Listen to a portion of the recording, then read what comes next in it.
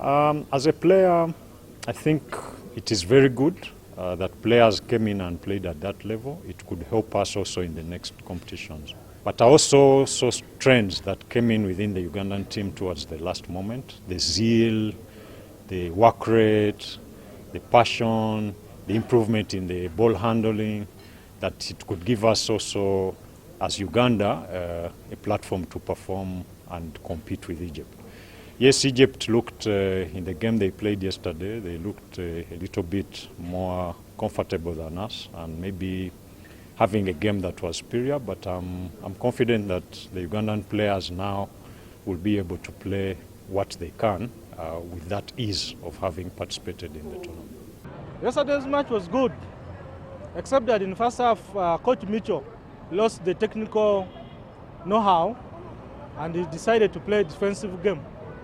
But in the second half, he brought in all the flair needed in sports. Hence, we created a lot of chances. If he had started with that in the first half, I'm sure we would have got the early game. But next time, if he can start with the high game, I think it will be okay. Because when you see our other opponents, Egypt and Mali, they're playing a high game. So if we also play that standard of high game, then definitely things will come.